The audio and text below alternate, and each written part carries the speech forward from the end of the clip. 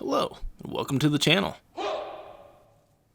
Today on another episode of Ruining Your Childhood One Step at a Time, we're going to be going to the comments. Looking at the comments, I came across this one. Enough said. So with that, we're going to be tackling the adventurous legend himself, Finn. We first start off with a piece of wire that is softly bent in the center. I then cover the upper portion of the wire with a thick layer of aluminum foil. I then use thin pieces of rolled out clay that I cover the aluminum foil with, and then start to smooth that out.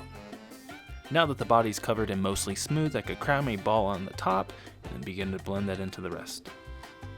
Now that his body's been thoroughly rubbed down, we could start to work on those facial details, starting with his eyes. I meticulously place these pre-baked eyes into their proper positions before cramming them deep into his face. Then take one of my sculpting tools and begin to shape out his mouth. It was at this point I remembered I had a different idea for what I wanted to do with the eyes, so I went ahead and popped those out and replaced them with these earring studs. Was this unnecessary? Yes, but as is most things I do. Moving on. Now that the main features of his face are complete, we could really start bringing this bad boy to life. I cut off small pieces of tapeworm and placed them around his eyes. These are going to make up his eyebrow ridge. Use an assortment of different sized ball stylus to smooth it out and to give it some shape. I then add a couple of small balls to the side of his face. These are going to be his cheeks. Using some ball styluses to blend that in. I then add another small piece of clay to the bottom of his mouth. This is going to be his chin. And I smooth that in as well. Give him a couple of eye wrinkles before moving on to his lips. To make up his mouth, I roll out a piece of tapeworm, then connect both ends to make a loop, placing this around his mouth and blending it in. After the mouth is attached to the face, I go ahead and use an assortment of different soft sculpting tools to go around the face, adding some details and wrinkles that are pretty much all going to be covered up in the end. And now it's time to add his teeth. For this, I'm going to be using some pre-baked teeth that I made off camera. I'm really going to be going for a I Chew on Rocks look, or a Lars from the Goonies smile, something like that. And now to finish up the face, I take a piece of natural sponge that I push onto the surface of the clay. I feel like this gives it a somewhat convincing skin texture. Now it's time to give this little guy some clothes. I take a flat piece of clay that I wrap around his body, cutting off the excess and then blend that in. I realized I was making his torso a little bit too long, so I went ahead and cut off the bottom and then carved away a little bit of crotch room. After bending his legs into their proper positions, we could start on his jorts. I pinched off a couple loaves of clay that I built up around the wire to make up his tiny thighs, then a few extra pieces of skin flap to cover up our mistake, then I blend it all in. With his shorts and shirt done, it's on to his legs. I give his legs a thick coat of liquid Sculpey. I then take a very thin piece of skin flap and wrap that around the wire. I waited a few seconds to let the clay and liquid Sculpey adhere to each other before cutting off the excess bit of clay. This actually worked a lot better than I thought, and it was actually pretty satisfying. Now with his legs complete, we could start on his arms, pretty much repeating the same process as the legs. I insert 2 pieces of wire into the sides of his body, then I put those wires into the proper position. I add small nugs of clay to make up his shoulders and sleeves, then blend those into his body.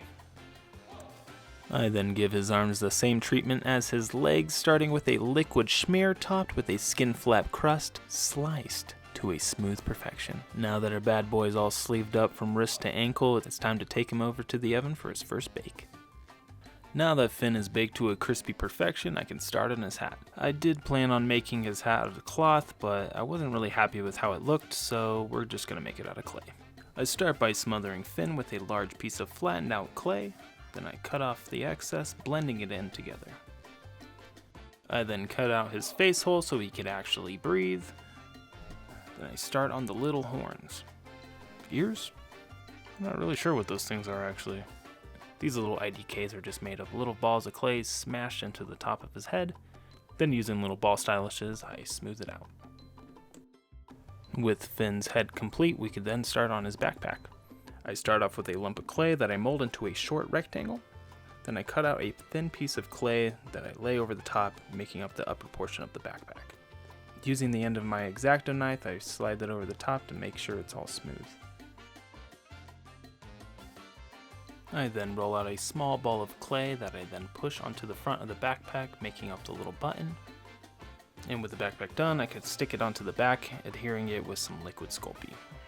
Take a couple of really thin pieces of clay. These are going to make up the straps of his backpack. I wrap those around the arms and smooth them into the body of the backpack. And with the main bulk of the body done, I can go ahead and go around the body, adding some extra details and textures. With all those extra details added, I could then put it in the oven for its last bake.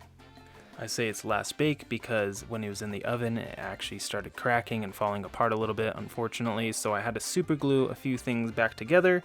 So we're going to be finishing the rest of the build with some Milliput. Now Milliput's awesome, but unfortunately it cures very quickly compared to how fast I sculpt, so I kind of have to rush through a lot of this process. After thoroughly mixing the two parts together, I roll out a long piece of tapeworm that I then slice into little pieces to make up the sections of sock.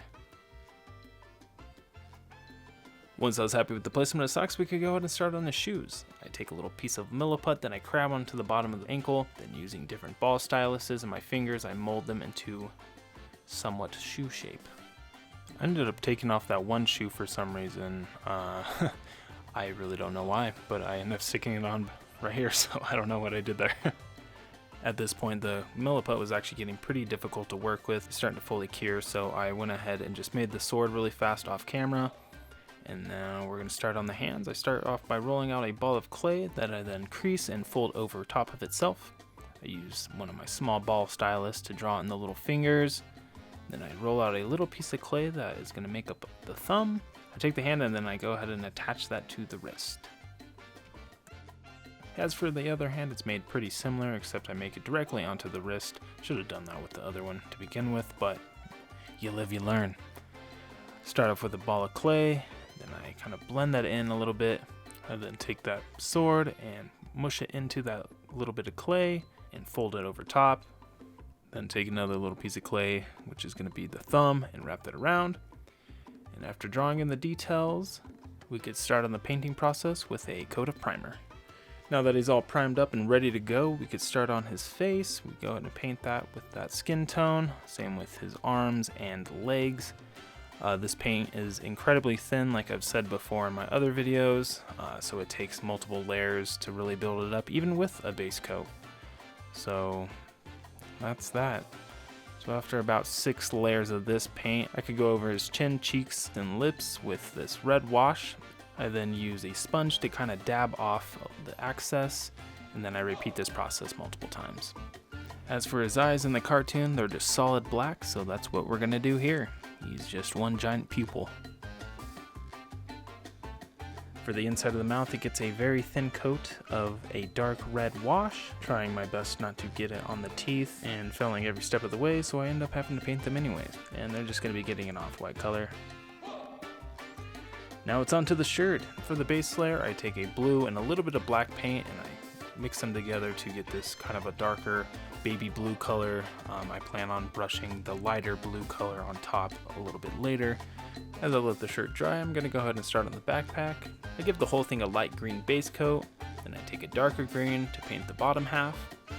Then I take a sponge to dab off all of the paintbrush marks. The backpack straps get the same type of treatment, light green followed by a dark green bottom.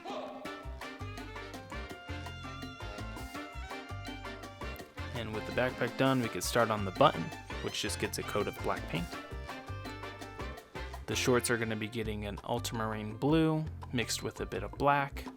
And as for his shoes, like most cartoon characters, they're just getting solid black paint. And as for the hat, I go ahead and mix up a very thin dark gray wash that I go ahead and paint over the surface.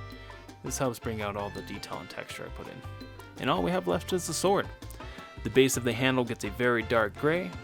Then I paint the little ruby on the front red. And the blade of the sword gets yellow. With the main bulk of the paint job done, I do some off-camera final detailing while I work on the base. We start off with a little square piece of EVA foam. Then I take some brown textured paint, which is made up of burnt sienna, black, and a little bit of baking powder. I paint that on the surface, and when it dries, it gives it a little bit of a grainy texture. After letting that dry, we could go ahead and start to apply some rocks that I found in my garden out front. Once I was happy with the placement of the rocks, I used some game tack to cover the top. Then I used a little bit of static grass to sprinkle on. And once it was thoroughly coated, I dumped off some of the excess and then went back in and kind of filled in all the spots that were missing. And with that and a little bit of off-camera assembly, here are those glamour shots.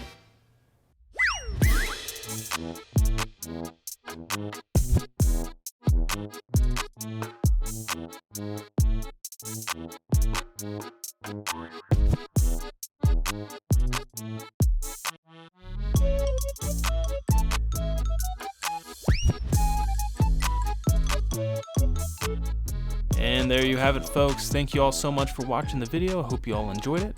Don't forget to like and subscribe, and also leave a comment down below letting me know who you would like to see me defile next. And with that, I will see you next time.